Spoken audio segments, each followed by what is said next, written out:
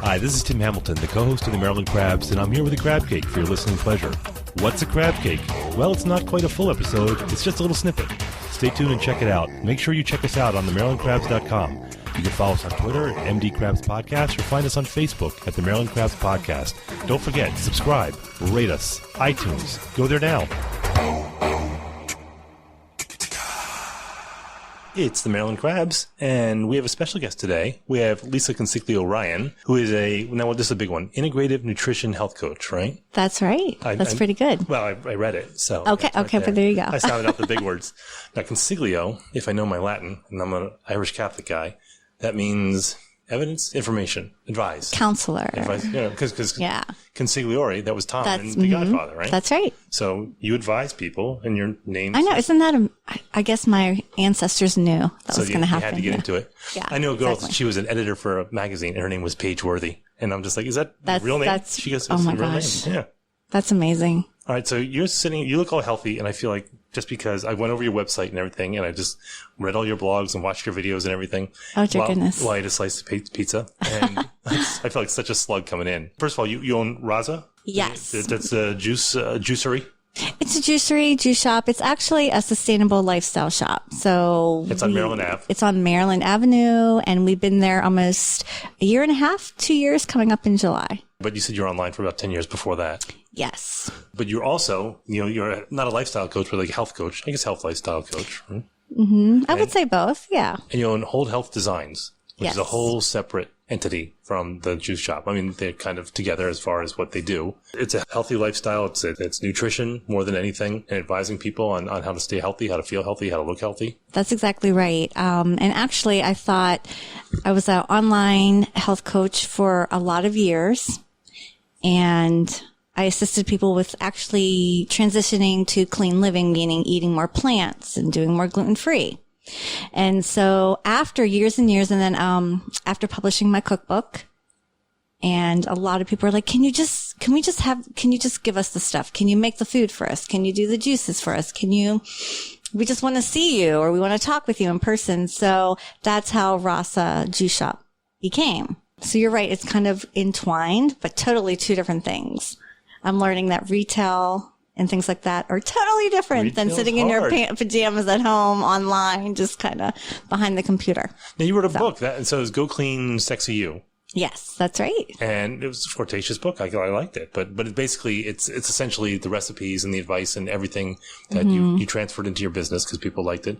And it's kind of the whole lifestyle website where you have the videos and the blog and all the social media. But you didn't always have this relationship with food, though. You said that, as a kid, it wasn't healthy even after you had kids.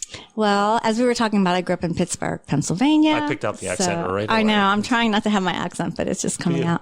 I'm going to make you self-conscious about it. I know. So anyway, I grew up with eating Frosted Flakes, and my dad would pour sugar on top of that. Yeah, why wouldn't you? We put sugar on our grapefruit. He would cut it, we would cut it in half and put sugar on that. And I'm talking I guess sugar's not really healthy, but it's not like a natural sweetener. It was like Domino's sugar just from the box. It was the 80s. We put sugar on everything. Yeah, exactly. It was the birthplace of the Big Mac. Exactly. And fast food. Yeah. Yep. And fast food was everything. We went to McDonald's on Thursday nights, Burger King, I think Fridays, Ponderosa. I don't know if you had that. We had the Ponderosa down there. I ended up working there, which is so odd because I don't even eat meat now, but I worked at a steakhouse.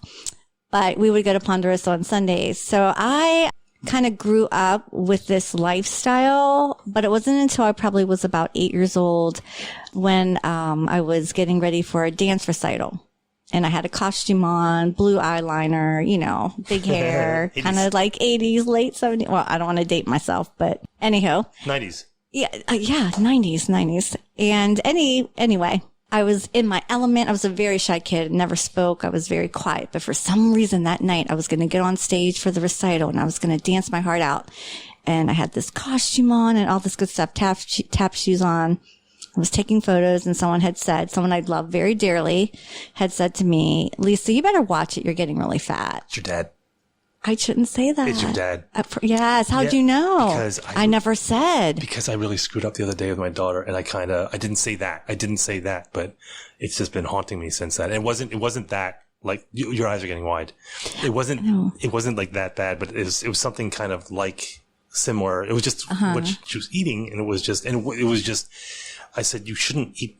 It was just junk. It was right. I said, probably junk food. Look, you got to watch what you put in your body. I said, and it's going to end up, you're not going to be looking like, and I didn't, as soon as it was coming out, I knew it was the wrong thing to say because she kind of froze. So like, I've been backing my way out of that for days. Yeah. So and it doesn't mean, I'm sure so I've scarred her for life is what you're saying. Yeah. No, I know, right. I don't think he meant it to be mean to me. It was just maybe something, maybe that's what it is.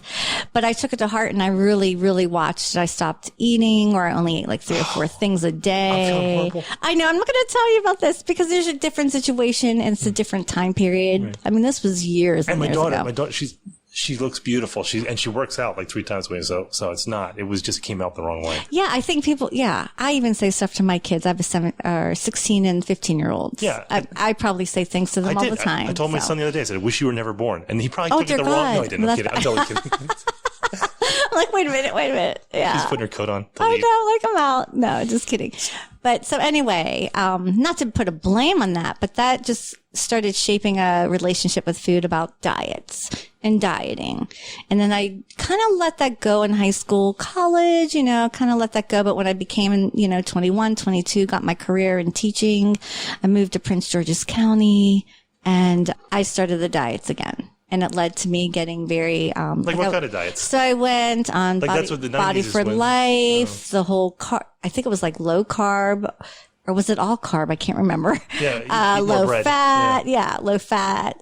My whole plate was white with white rice. I remember that. Do you know what I mean? Like I was like, I think I'm healthy. And then what was her name? Susan Powder. Remember she was I know who is. She was the woman who had the infomercials. Remember, and she had the short crop, like she had a crew cut blonde hair, and she said, "Stop the insanity."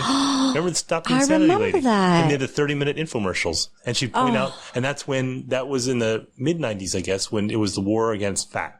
Yes. Which is not bad anymore. Not bad, right. So I did pretty much everything. I did Atkins, and then I stayed on South Beach for 4 years. I can still picture that book in my head, the blue cover with And I only went to phase 1 and never got to phase 2. So phase 1, I don't know if you remember, you can't eat fruit. You can't, I'm like, I did not eat a banana for years or a strawberry because it was sugar. Right. And it really, I think really messed with my head and also messed with my body. I got really sick. And by the time I was like 27, 28, I had a lot of autoimmune issues going on, hyperthyroidism, chronic fatigue syndrome, fibromyalgia. I was in such pain. I couldn't go to school sometimes and teach. Yeah, I was really sick. And it wasn't until then where I was like, okay, this has got to stop. And I went to holistic measures and doing more holistic healing. And that's what led me to where I am today. So I remember my sister-in-law, she did the cabbage soup diet, which was that. Yeah, I never tried that one though. Well, it's stupid. It's you make a big pot of chicken or of cabbage soup on like a Sunday, and then you eat it all week, and that's it. And then what? Oh, what a life. I don't know if I could have done that. And she doesn't listen to this, so I don't care, but she's the kind of person, like a lot of people, is that my brother's super fit. He was a biologist, he is a biologist, but he's like super ripped and everything, and like not like football player, but like, men's health. Right, like healthy. Right. Yeah. And he doesn't have a wife and kids, and he dates models and everything. It's dear not a big goodness. deal. Love it. Yeah. Well, he doesn't have the life I do, which is the security. That's the important part. Yeah, he lives in New York and he dates actresses and models, but he always tells me, he said, it's essentially 30% working out and 70% diet. He said, you can work out all the time. Mm-hmm. He said, twice a day for 5 days, 6 days a week. And he said, you're not going to get any results. So you get a few results. He goes, conversely, you could conceivably eat really well and not exercise that much and look really good. He goes, if you have to choose one, it's the eating well. Mm-hmm. He goes, of course it's the two, but it's the eating well.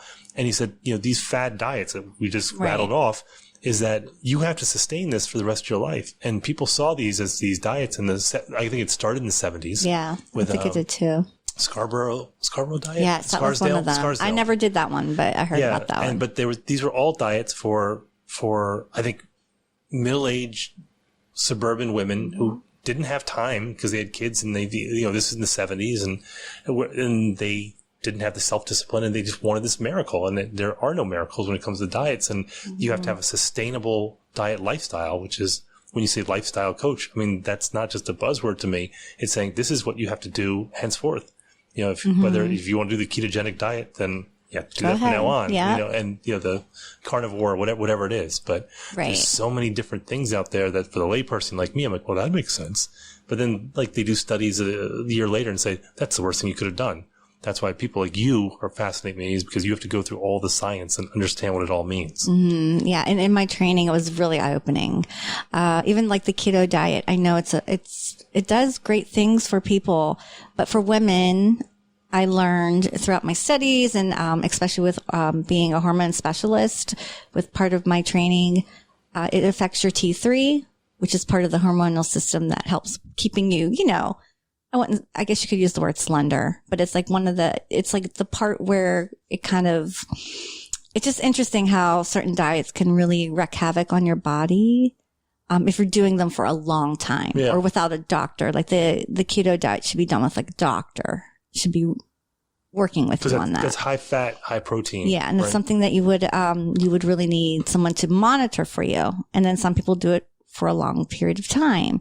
Or if they do it, they go back to the way things were. Like you said, it's just not sustainable. And that's what we're trying to get at. And that's what we're trying to work with, especially at RASA. Even, our customers who come in, they tend to ask questions. We want to do more personalized wellness. You were talking more about the power of me, like lifestyle. That's so, I wouldn't say even trendy. Like the 2010s, that whole decade was all about, okay, let's talk about wellness. Oh, it's okay to take care of yourself right now. Where back in the 80s or 90s, it was a little bit of a guilty thing. Wait, I can't do that. I have kids, or I can't do that.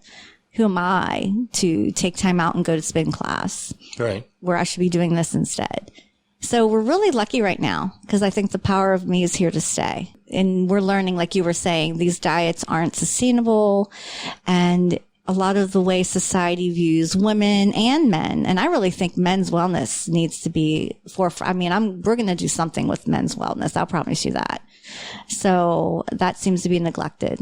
That's such a stigma in general. I mean, even mental healthness, mental well-being and everything. It's because, I grew up Irish Catholic. I think you're Italian. I'm Italian Catholic, yeah. It's kissing cousins, same thing. Yeah, probably. Yes, I married an Irish. Yeah, good for you. Yeah. Yeah. But you have that, especially for men going, suck it up, go work out, try and exercise it out, Irish it out, and that was, and there was always that shame of trying to take care of yourself and your mental health, and you took pride in pushing yourself to the edge as far as work. I haven't taken a vacation in a year. You took pride in that. I go to work when I'm sick. And, if you felt depressed or down or any of those things, that you didn't address it. I mean, that's why the suicide rate for men is so much higher exponentially than women is, I think, because men have a good social bond, but there's not that focus on me, like you say, because it's seen as, effeminate, or it's seen as a weakness. And, I think we're really slow to shed that. I like to see that with the advent of podcasts, you're hearing a lot of tough guys, a lot of people talking about meditation, mindfulness. That's great. Alternative methods of mental health, that's my pet. They're diving into psychedelics and all these things, but it's an exciting time, like you said, but we still inundated with all this information from the internet. So, the things that worked a year ago, and they're saying, no, you can't do that now. And here's the reason why. And it gets very confusing and frustrating for people. Like right now, intermittent fasting is a big thing. That's also big. Yeah. What do you think? I think it's good, but I am not a doctor. I have to put that disclaimer there. So I'm coming from a healthy, like the health coach lifestyle aspect. It's hard to sustain. And again, we're talking about you only eat for a small window during the day, like 8-hour window you eat, and other times you don't. And some people shrink it down to 4 hours. Right. And it's different for everybody. That's something I would like to even do more with clients and talk about them more, because I've tried that. Like today, someone came in, she was talking about intermittent fasting, and she was saying, I'm stuck. I can't lose weight for the past year. I've done this and that, and the intermittent fasting that she's been doing for over a year now. And I said, okay, well, let's look at other stuff. Let's talk about eating some more whole foods and maybe seeing what works for your unique body, because maybe that does not work for you. It might work for your husband who was standing there with her. And he's like, I think I'm doing great on that. But I'm like, okay, what's your, your blood type? You got to look at everything. Your lifestyle. How much stress do you have? Stress is the number one cause of inflammation. So what's going on beneath the, in your cells? Like what's going on for you? And that's what personalized wellness is. And that's why it's so important now with epigenetics, getting genetically tested. You could actually work with a naturopath to do that. I actually did that myself. And it's really interesting on how even some medications might work for your body, but not for someone else. Or this herb could work for you, but maybe not for someone else. So it's very interesting how we have all this knowledge. And I think, like you said, we got stuff everywhere. We don't know really what to do. Things are good, things are bad, because we just don't focus on ourselves. We're looking always outward for the answers instead of inward, where we already probably have the answers. We just got to tap into our own body's wisdom. I know that's probably like a little. No, I agree. But I think we have the answers. It's like tune that noise out is really hard. You bring up a good point, because I was talking to someone the other day about this, where we were talking about what's natural and what's not, and saying the way we live now is humans weren't intended to live this way. We've evolved too quickly. We're not supposed to fly to the West Coast from the East Coast in 4 or 5 hours. We weren't built that way. We were built to not leave within 20 miles of where we were born. That's how we were built. And I always wonder, alcohol affects Russians, Irish, American Indians, and Southeast Asians differently than it does the rest of the population. And you say, if it happens with something like alcohol, why wouldn't it happen with certain kind of medicines and certain foods? I mean, some people are lactose intolerant. Asians tend to be lactose intolerant because milk was not a part of their traditional diet for 10,000 years. Whereas, you have the sickle cell anemia, which served black people in Africa, but once they left Africa, it didn't. And all these things that we're all living among each other right now. And it would be weird if it was me, an Irish guy, and a Vietnamese guy, and Native American, and someone from Scandinavia. We're all in the same room and saying, well, how are you guys going to lose weight? Or what's the best nutrition for you? And I think about this a lot lately, going, we are individualized, and it sounds very 1970s, me generation, but how do you tune a diet and an exercise regimen that's specific to what you are? I think we're close to it with genetic testing and all these things, but right now we're wading through all this information.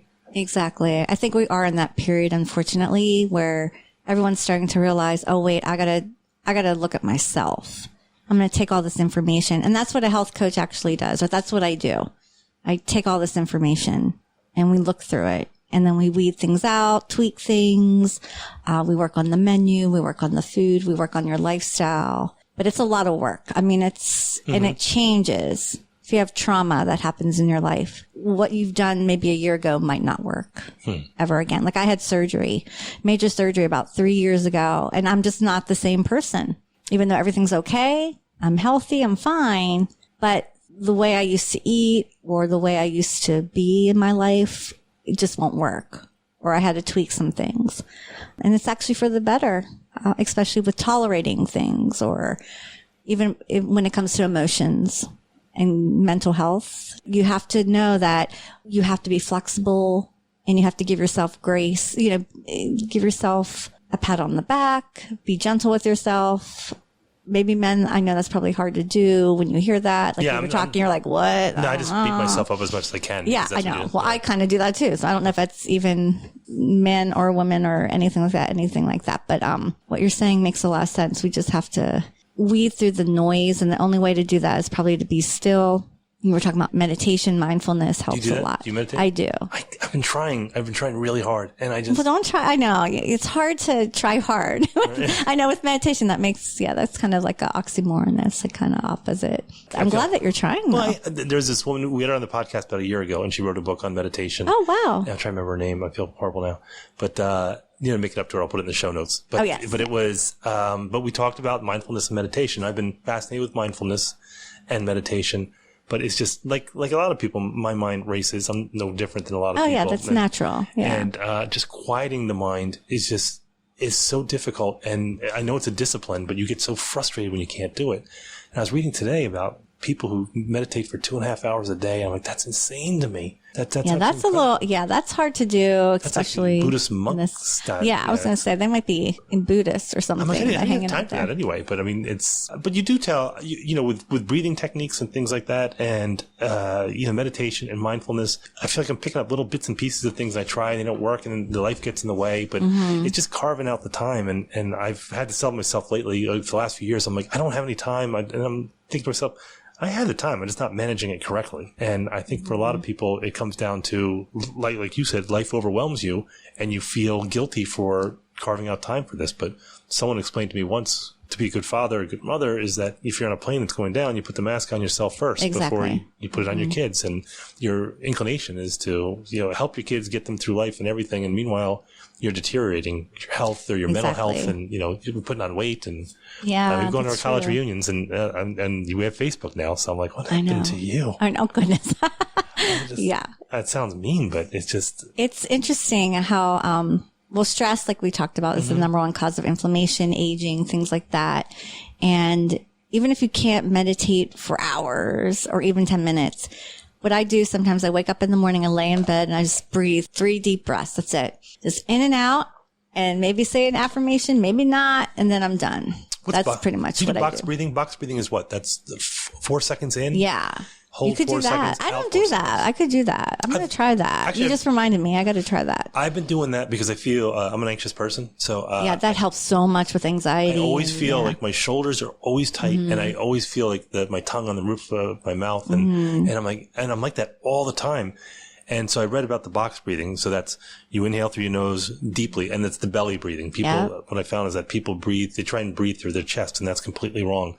And whenever you talk about breathing, people roll their eyes, but that's the key to everything. But, it's your belly breathing. Inhale for 4 seconds deeply, hold it for 4 seconds, and then exhale through the mouth, like noisily. Right. And I've done that, like before, playing intramural sports and pickup games and, going into a stressful situation. And it does help, I'm still anxious, but it really does kind of reset the brain. And there's so many little things like that, I think, that they teach you when you go to these wellness centers, like all these processes. And like you said, it sounds woo.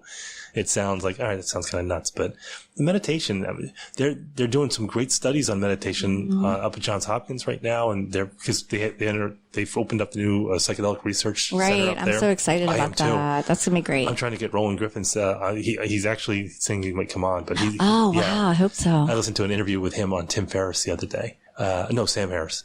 But anyway, that's where they're doing the psychedelic, the mushrooms. And they're monitoring the brain waves, right? And they're showing how your brain changes. Exactly. It's really fascinating. But what they're finding is that they're comparing those results to people who are longtime meditators who have like 2,000 hours of meditation. And they're finding that they're the same. Mm-hmm. So can you get the same results as, all these substances that they're researching with just meditation? And that's the question. I'll never do it, but I gotta figure it out. That's gonna be fun. I know. I want to know more about that. It's gonna be great. But the food part fascinates me because I'm super into food. I'm a gardener, so I can have the ingredients to cook. Wonderful.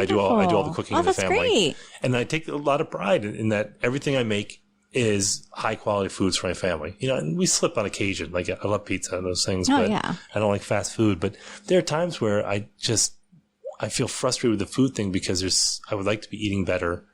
But it's expensive and it's expensive to eat better. It's probably more expensive to have medications. Exactly. But hospital bills. But I'm sorry, I'm on my soapbox. I'm going to get off of that. So. But you said, in your bio, you said that you never cooked before you had kids. You didn't cook at all. Oh God, no. I did not. Did you watch Sex and the City? You probably didn't. But do you know who Carrie Bradshaw is? Oh yeah, She's I know all the characters. And like the mirror. So I guess it was her. But when I lived on Brewer Avenue, which is up the street downtown, I lived by myself. I had always had roommates, but for some reason, my one roommate got married. I'm like, okay, I'll live by myself until I get another roommate. That's the best, though, isn't it? And it was kind of cool, but I was like, I miss my roommates. I was in my 20s. But I had no storage for my clothes or no closet. So I would store my sweaters and coat, I stored a coat in my oven. As you do. Because I did not cook at all. I guess someone saw it on Sex and the City. We're like, oh my God, I said, well, look, see, other people do this. And my friends were like, that's not a real person. Right. That's a character on the TV show, Lisa. You need to use your stove. You need to cook. I'm like, And I used to work at Middleton Tavern as a hostess. So I would just eat there. And if I didn't eat there, I don't know. I don't know what I just never cooked. Even when I got married, my husband did a lot of the cooking, but it wasn't until I was getting sick, and I was telling you all about that, and I started changing my life. I ended up going to the Institute of Integrative Nutrition and learning more about, cooking your own food. You're getting connected, like you're gardening, you're getting to the source. Yeah, I love that. You know what you're doing. You know where this food's coming from. It's very satisfying. And I love cooking now. I'm like, I always cook. I don't even eat out that much. I just mainly cook pretty much because I know what I'm putting in the food, and it just feels so nourishing to give it to someone that you love. right? It takes about an hour and a half a night, though. I mean, it takes a while. But I mean, I've been doing that for 20 years, and. But you could batch your food, batch your soups and make it on a Sunday, stuff like that. And then you get those things like the immersion blenders and you can do the Vitamix and all those things. But so you can do it. I couldn't tell you. I mean, we haven't had jarred tomatoes. I mean, for an Irish guy, actually, it's because I lived with a bunch of Italian guys and they taught me how to cook. Oh, yeah, I'm sure. Oh, my gosh. But there is that connection to food and understanding where it's coming from and, growing your own food is not that difficult to do it and what fresh herbs are. But, I feel better. I wish I could do the smoothies though. I can't get over like the green smoothies and stuff at the kiosk. I wish I could do I will make you one. You'll like it. All right. You may, because I think there's like a science to it. I actually have a video on my site, but you have to have a good base, a good liquid. Walk me through it. Just like a banana for a base. Because my son's super into it. Or like an avocado for a base. Apples are good bases and pears. You could have that as your base. As a liquid, almond milk, coconut milk. You can even do oat milk. That's really in right now. I think it's oat juice. People call it milk, but it's juice. I know, right? It's almond juice. I know, right? You need to have a good liquid, and then you just blend that up first, and then you add your greens. You could blend that. You know what I mean? Like you have to do it in layers, and then you put your fruit if you're going to use fruit or almond butter. So we'll make you a good one so you like it. So my son is super in. He's 15 or something. Oh yeah, he's super into. He's super into these into the smoothies now. So we get him the frozen berries and stuff. And I guess I fall into that. I tell my wife, I'm like, this is a lot of sugar, but he does that. But he puts everything in pineapple juice. There's a lot of sugar. Oh yeah. So he puts all that stuff in together, and then he blends for like 20 minutes until I'm ready to throttle him. I'm like, can you just finish? I wonder why he's blending so much. To annoy me. Oh, okay. Well, there you go. So, but then I said, look, why don't you put in like spinach or something like that? And because he hates vegetables. He could just put a little bit of spinach. Yeah. And he hates vegetables. And I thought, I'm like, you have to grow out of this, dude. And you're already making the smoothie. And just throw it in there. So he threw it in there and he's like, oh, it's good. You want some? I'm like, no. Because I didn't want vegetables in my smoothie. I wish I liked that. You will like it. You probably won't even know. Someone was telling me that they had the kale smoothie or something like that, and they said you can feel the nutrients and you feel better. I'm like, I don't know, man. I don't know if I could do that. I believe that. I feel that myself. You could feel, especially with juice, because liquid nutrition gets right to your blood cells and you can feel energy. You just feel so much more alive, I think, when you drink and eat live foods, which you probably know because you have a garden. Yeah. Because I do get caught up in the stuff I find out online, but I'm also a skeptic. So like turmeric is like the big thing now, and I'm like, show me the research. But that said, I'm really into fermented foods lately because that's amazing. I've been reading all about that. It's great for you. Yeah, so you great start for your gut. Sour cream. Yeah, it's all the microbiomes that are in your gut, and they're saying that they're linking that to depression, anxiety, and is a lack of that in the gut, and the foods we eat are so stripped and devoid of a lot of that. So, they said you can ferment all kinds of, like kimchi is supposed to be amazing for you. Yeah, we add that. Yeah. In our shop, we have a macronutrient bowl, which is quinoa, sweet potatoes, chickpeas. Oh, let me think. Walnuts, cranberries. That's the ones with like no sugar on them. And we also put kimchi, a dollop of kimchi with tahini sauce. And that's like our top seller. Everybody loves it. What's that? That's a bowl? That's not. It's like a bowl. It's like a quinoa bowl. Oh, I was thinking worst smoothie ever. No, that's not a smoothie. Oh, yeah. Sorry, I switched gears on you without you telling you. You're like, wait, what's going on? What the kombucha tea? Is that a fad awesome. or is that? Yeah, we actually work with the company Wild Kombucha. They're in Baltimore. We love them. There's someone at the food. You ever go to the farmers market on Truman Parkway? Yeah, we used to work there. We used to sell our juices on that. Oh, cool.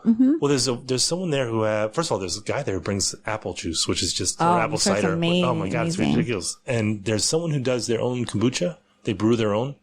And I'd never had it before, and I tried it. It was really wild. It's really good. Yeah. It was My just kids love it. Yeah, I think and also if someone does it locally, you feel like it's just better. Like if I see a smoothie, like the naked whatever in the grocery store, I mean, I don't know where that's been or what it's gone through or where that stuff's from. That's why I like going somewhere local where you can see it and it's being made. I gotta bring my son down to your place. Oh, yes. We'll hook him up. So the Winter Healing Slumber Party, which is going to be March 7th and 8th. So that's next weekend. Yes. I know, right? Oh my goodness. And that's the Westin Hotel in Annapolis. So that is a retreat. Yeah, it's part wellness retreat, part wellness conference, if we can call it that. So it's just doing a deeper dive into wellness. So we designed, and actually this is a dream that kind of manifested. I think I dreamed this up probably 10 years ago. I actually have it in my notes. I look back in my journal. I'm like, oh my goodness, I was thinking about this for so many years. But I just wanted to get a bunch of wellness experts together lifestyle experts, and also the community. Because like you said, we're so confused, or we're not sure where to look, or, now we're the power of me. So we are lucky that we are able to kind of get together to do this, and it's more acceptable. But I will have to tell you, with that oxygen mask thing that you were talking about, we still have that epidemic. I have 2 kids. I'm not blaming them at all, but I sometimes feel guilty if I'm like, I want to go to dance cardio and hip hop class tonight. Like tonight we have dance class, and I'm thinking, oh crap, I won't be in time. I don't have time to go to get them dinner or make them dinner. And I need to go, you know what? They're okay. They're 16, 17, they could do something, or I could cook when I get back. It's going to be 7:30. It's not going to be too late. We baby him. So I think I do definitely. Too. My son would be fine if like something happened to me, if I got kidnapped on the way home from here. My son would be fine. He would, but my wife and daughter would starve. Like they wouldn't. Well, Kath would go out to eat, but my daughter would starve. She's deliberately helpless. So the few things she makes. That's a term I'm going to probably use for my kids. Yeah. The few things she makes. I hope they're not listening. Sorry. I know. I'm sure your kids are a big fan of the podcast. But when my daughter makes something, I'll look and she'll have like Triscuits with like cheese that she melts in the microwave and sour cream. And I'm like, are you serious with this? Is this? And I think it's almost. How old is she? 16-ish, around there. And I think it's just kind of prove a point, going, well, you didn't make me anything, so I'm going to make the worst thing and make you feel bad. Yeah, she's going to put heroin on it and just say that's dinner. Exactly. Well, anyway, so for this event, it's pretty remarkable to see how many people are signing up. Everyone's talking about it. Yeah, so it's actually the package 2, which is the sleepover. Which, to be honest, I thought, I don't think that's going to be our first seller because we have a lot of locals. But so many people are like, oh, I'm on that. And they're just like getting a night away, and they're actually making a whole weekend out of it, where you have the sunrise yoga the next day. And we have these really mad talented teachers manifesting your magic, which I think you would like. That's my magic. Your magic. And this is the panel that you have. This is actually not our panel. These are our teachers. And we also have a meditation with Monica Jordan. She's like one of the top leaders in the town. She's amazing. She's going to do guided meditation and mindfulness. And then we have Angelique, who's going to be doing yoga. And then as for our panel, I'm so honored to be with Dr. Erin Kinney. She's actually a naturopath in town. Jamie Burton is an entrepreneur who also lives in Annapolis. She's just amazing. She has the Founder's House, which is really supportive, not just for women, but for men, entrepreneurs, and anything really dealing with having a good life. And then we have Alicia January. She's Discover Charm City. She's from Baltimore, and she's also all about woman empowerment, lifestyle. And then we have Becca, and Becca is fitness, and she's fun and just tells the truth. And that's what we want to do. We just want to tell the truth about how you can have self-care in your life, do a deeper dive, all while, shining your light and being there for other people. Because you have to take care of yourself first. If you're deteriorating, like you were talking about. And I have to talk to myself about this too, because sometimes I really neglect myself, even as a health coach. Because I'm like, I got to take care of everyone else. Well, it's got to be worse for you. And then I'm like, wait a minute. I cannot take care of them because I'm not taking care of myself. And so it's going to be a really remarkable day. We're really excited with awesome sponsors like Sedona Salon and Spa, which is right. I think it's like a couple doors down from here. Oh, that's right over. Yeah, it's at Westgate. Oh, no, here. It's on West Street. Yeah. They are our wellness leader. They're going to be doing Reiki sessions for those who want to do that. A couple weeks ago. Yes. They're amazing at massages. It's just going to be such a fun event. It's the first ever event in this whole area in Maryland that's going to combine all of these aspects of wellness. So we're really excited. And we're excited to team up with the Westin. They're amazing. They're fun. And there's a wellness hotel. I don't know if you know that. Oh, yeah, I did. Yeah. So they're the wellness hotel in town. So it's everything. So it's mental well-being. It's empowerment. It's talking about food and talking about general health and all these things. Right. And so you have classes throughout the day and breakout sessions and panels. And exactly. And then you go home with a juice cleanse from RASA. So we give you like a 1-day. It's just a pack of 5 juices, cold pressed organic juice. You could drink them as a cleanse, or you could do one a day, because they last about 7 days if you don't open close. They're fresh and organic and stuff like that. So you have to be careful. But we just want to have you keep going. And there's going to be support after. So it's not like you did one and done, you're done. It's going to be a lot of support. because we really want to work on that personalized wellness and make sure that everybody is really taking care of themselves. So again, that's a 2-day event, and the overnight's sold out. The overnight's sold out, but you can come back the next day. Once you buy your ticket, package 1 ticket, you can come back for sunrise yoga if you want. And then we have the gluten-free bakery girl she's making us muffins. I shouldn't tell too much. I want everything to be a surprise, but she's making us gluten-free and plant-based muffins, but no plants in them. They're vegan. Don't worry. You made a look of, there's a cow in there. I like plants. I know. I love meat. Yeah. This is just a weekend to just kind of take care of you. And it's really exciting to see how many people are really signing up for this to actually take care of themselves. It's really remarkable. And you're taking care of other people because a portion of the proceeds go to YWCA and the Weinberg Residents Domestic Violence Safe House too. Yes, they have the Weinberg Residents. We're going to be supporting that. I know personally, when I was in crisis, last year, the YWCA really, really, really helped me. If it wasn't for them, I don't know what would have come about. But we just want to give back to women who are struggling with domestic violence, with the basic needs. I know that we're talking about spas and we're talking about, let's talk about Reiki. But we want to also acknowledge that we're all in this together. We're all connected.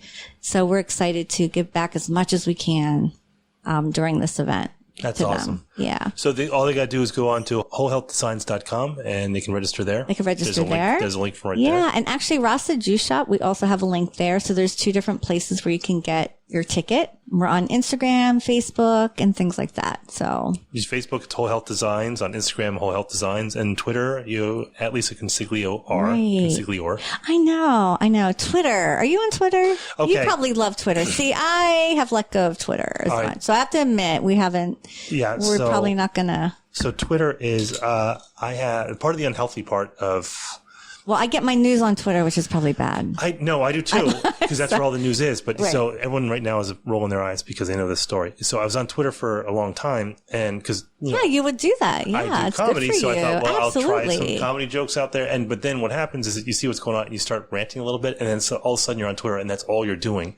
And then it got to the point that whatever happened in the world, I knew it right away, which just wasn't healthy, and I was just furious all the time, just like everyone else is now. Like if you go to Twitter, it's so hard. I deleted Twitter.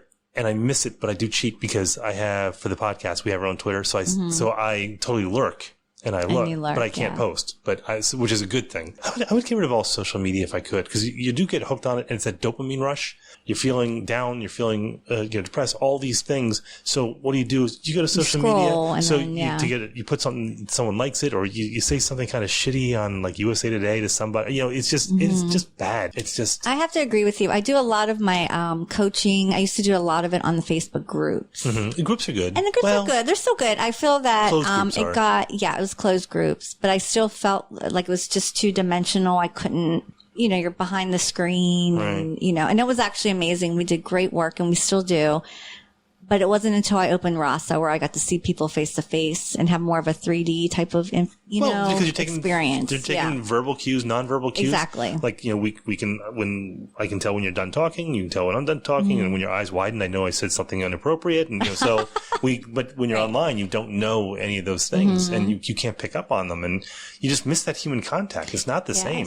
And I think that's what's happened. Even with my kids, they're just always on their phone. Even my daughter has a boyfriend. Yeah. And he's awesome though. We like him.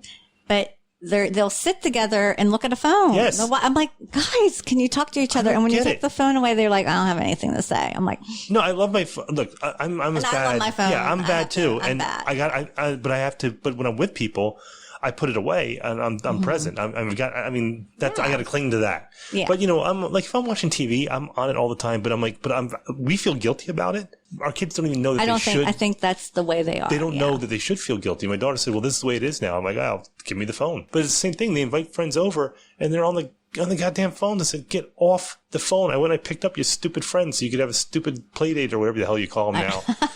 But I hang out. Yeah, whatever. But at least the boys, when they're on, you have a boy? Yeah. Boys are the best.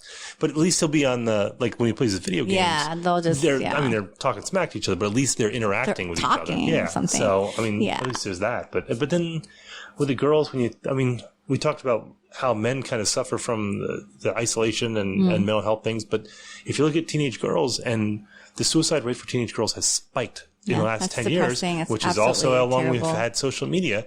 And it's because I was reading a great article about the other day saying that they can't get away from the subtle bullying that men don't understand. And it's not. Is it like the body image type of thing? No, it's now I'm just going to be really insensitive, but it's like where you have groups of friends and all of a sudden one person's frozen out for no good reason. Yep. And all of a sudden they're all tagged on TikTok or like a Snap or something, and they're not there, and they can't get away from it. Yeah. And if it was hard for a father to understand this before, now it's nearly impossible because it's now in the ether. It's somewhere that we don't even understand. It's not even face to face anymore. And it's so subtle that there's rules. They were explaining rules to me about leaving someone unread and what that means, and how when you tag someone, there's specific things, how long you leave a post up before you take it down. Oh gosh, I don't even know any of these rules. Ask them tonight. There's all these rules about and they're different. Instagram, which is falling out of favor, but with TikTok and Snap, TikTok, you put things up, but then you don't leave them because you have to take them down because you have to have a certain amount of space between your posts. Because you can't look like you're too desperate. Oh my God. Yeah, exactly. There are all these subtle things. Dear. So, and that's probably being so inflammatory inside their cells. And right. And I know my health coach is coming out. Right. That's what I'm saying is that the mental health part of it is that this is stuff we never had to deal with. You know, you look at Breakfast Club and I love that movie. Yeah, of course you do. Because that's what, I mean, it wasn't ideal. I look at the 80s and, we were all dorks and everything. But that said, our hair was bad. It was simple. Mine was, my hair's still bad. But it was simple in that it was all up front for the most part. And now there's so many layers and everything. I worry about the mental health of, and I'm not picking on generations because I hate when people do that. Yeah, I worry about the mental health of like the younger millennials and Gen Z because this is a whole bevy of, they have no attention span. I'm generalizing, but the attention spans are so much shorter because they're used to short snippets. They have hard trouble focusing on things. And not to say the kids are great. They're going to be fine. But I do worry about the impact of all this. Right. I know. So yeah, I guess getting back to this, winter healing, we're not on Twitter, but we are on Instagram. See, I just picked up on your nonverbal cue there. When you glared at me and said, getting back to this. Oh, no, I did not glare. You didn't glare. No, but we're just really excited to bring this to Annapolis, and we can't wait. So we can't wait for the big day. Now you tell my wife about it. This is the first time, This is the very first one. And like I said, we are just getting overpouring amounts of support from local businesses, donations, and even the city of Annapolis. You know, the economic director made a donation, and just I know. He's like, here, I can't be there that weekend, but here. All right. I'm going to support you guys. So again, that's March 7th and 8th from 9 a.m. to 5 p.m. The overnight stay is sold out. Right. But so you go to wholehealthdesigns.com and to register, or RASA. Yeah. And they'll do it there. But Lisa Consiglio Ryan. This is awesome. Thank you for coming on. I'm glad we could hang out. All right, we're going to have you back, okay? And I want to find out how it went. Oh, I would love it. All right, Lisa, thanks much. Right. Thanks. This has been the Maryland Crabs Podcast with Tim Hamilton and John Fernay. Sure to follow them at all the regular places, Facebook, Twitter, YouTube, and online at themarylandcrabs.com. Take a moment to rate us on iTunes. Now, get the hell out of my kitchen. Seriously, go! You're still here?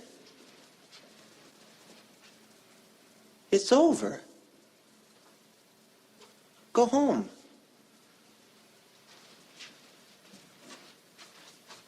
Go.